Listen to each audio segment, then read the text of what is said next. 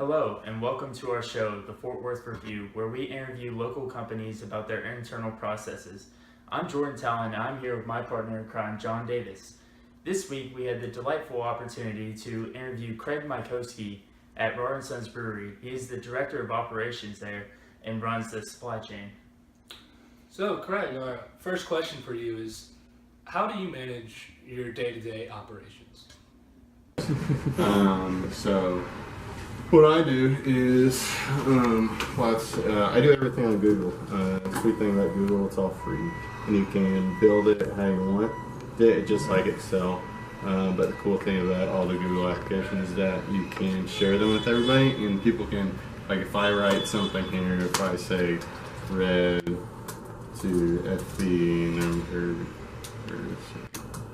bright tank number 3, that shows up real time on everybody's computers that's logged into Google, and what's really nice is everybody has it on their phone too. And then I also have like packaging stuff, so kegging, canning, bottling, what we're doing for the week.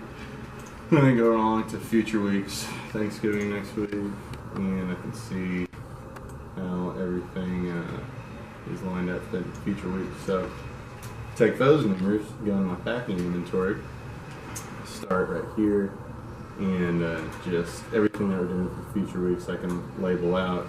It spits out some numbers at me, spits out kind of approximate how much we're going to sell that stuff for, and then how much approximately I'm going to need of 6-packs, how many bottles I need, how many cans I'm going to need. And then those numbers spit out onto this sheet. So everything on hand, go down the list. The only thing I do manually with this whole page is just the on hand. So I try to every week, but nothing happen every week, is actually go down the list, put down everything that we have out there, and I don't have it by number. I built the spreadsheet to go by unit, so we count a unit of, I'm not going to count every single 6-pack, instead I'm going to count a box of 6-packs because that's a unit for me.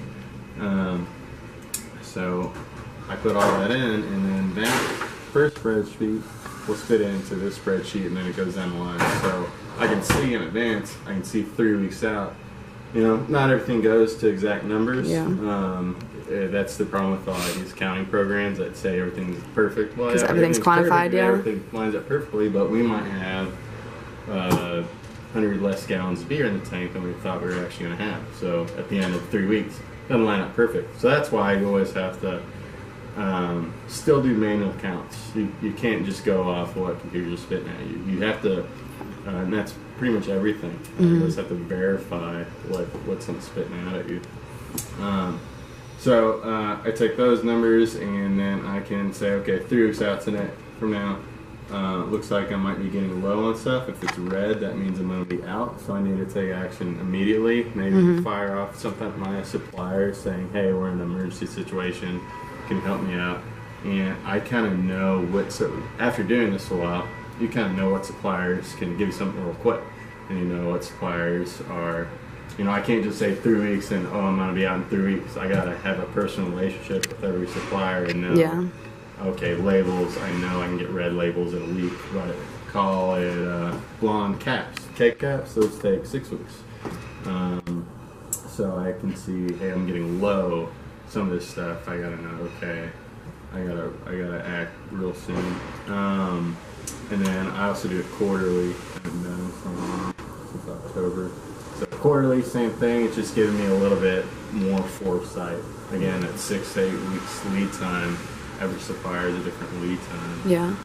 All right, our next question is, how important are your supplier relationships when planning your inventory needs? This is a really interesting part of the alcohol industry, especially. It's not just like, okay, I need labels to order them. A lot of times there's government regulations that say you have to get approval on something before you can even get it sent in. So approval process can take 3 months. Yeah. So it's always trying to be kind of one step ahead, because if you fall behind, well, and you need labels in a week, but they don't even have government approval, well, you're 3 months away at that point. You have no chance. Yeah.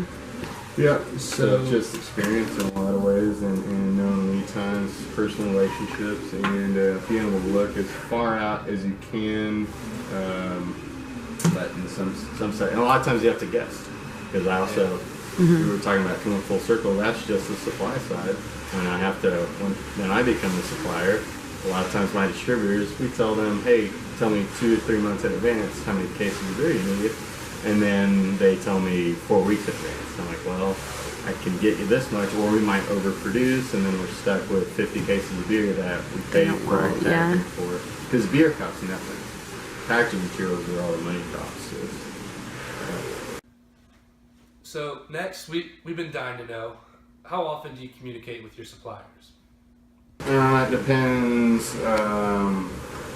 how often we have to order. Like bottles, we run through a lot of bottles, mostly because not many come at once. When we get bottles, it's 25 pallets of about 2,000. When I order cans, it's 25 pallets of 8,000.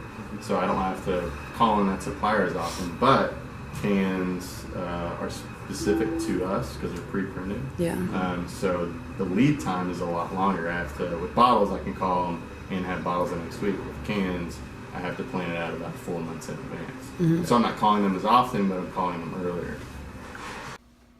Okay, Craig, now tell us, are there certain times in the year when you see spikes in the demand in cans versus bottles? Yeah, I don't know what they're doing. it's like cans. Summer was a lot harder to get on their production schedule in the summer with cans, just because so many more people are going outside in the summer and with Yeah. cans. But beyond that, the spikes don't really affect us too much. Just mostly because we're at a bigger size, and we've been doing business with a lot of their suppliers so long. A lot of times that can bump stuff in the front line. It's also amazing what a case of beer will get you in the industry. It could be like 10 cases of beer. I mean, we're going to start, we overproduced anyway, so 10 cases of beer costs us $0 at that point for the most part. So Craig, when you place an order for materials, how do you determine what quantity to order? And Well, a lot of times there's minimum orders, so like bottle caps, the bad thing about bottle caps is the minimum order is it's like 40 boxes of 8,000. I mean, that'll last us like 6 months. So a lot of times it depends. Like if there's a minimum order, it's minimum order, so we'll buy it. Or if like a lot of times if you buy more at a time, you get a price break. Like these are little 6-pack ring things. The price goes down. We were getting 80 at a time. They started canning more, so we got 120 boxes. Well, over the course of all those, I think we saved like $400. So, and it also depends what you have room on the floor for. You only have so much physical space. You can get kind of creative with how you stack things and racks on the walls and stuff like that. But a lot of times, just I can't physically order. Like we have a lot of kegs right now. I'd love to just have like twice as many. That way, we're never gonna run out. But just the physical space of what it actually takes up is a big part of it. So a lot of times our suppliers will also keep stock on hand for us, like I was talking about physical space. We don't have enough space for everything. So they'll hold the back stock, which is also good. I was talking about how fast you get stuff. so when space is an issue, how do you manage your inventory so that you don't stock out? Like labels, we have like 10 boxes of blonde labels, but they keep 10 on stock for us. About space-wise, another reason why canning is so good is I'm always talking about physical space, where we can fit twice as much beer in here in the same amount of space. So that's 150 cases, and this is, one of those is 50 cases and one of those is 100 cases.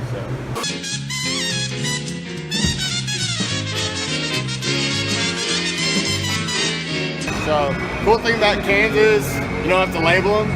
Bad thing about cans is they're all labeled already. So, cool thing about bottles, big advantage that bottles will always have is you can just throw on whatever label, so we don't have to be committed to one brand.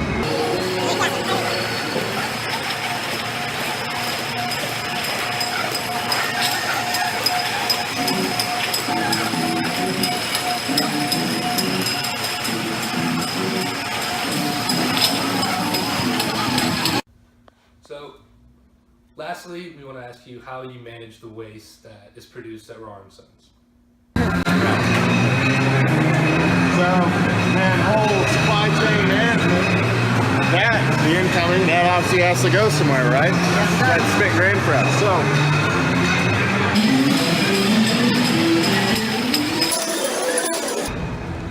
So that trailer right there, everything gets dumped in the trailer over the course of the week. And then a company called Wilbur Ellis comes by, picks up the entire thing and dry it, and then they actually sell it as feed. Most small breweries, and for us for a long time until we got this, we only had this for about a month. We were just giving it to a rancher, local rancher, and he'd go to a field, dump it out, and his cattle would eat it. Thank you, Craig Mycoskie, for your time in the interview and the tour of Rahr and Sons Brewery. And thank you to all who tuned in for our special holiday edition show of the Fort Worth Review. We'll see you next week.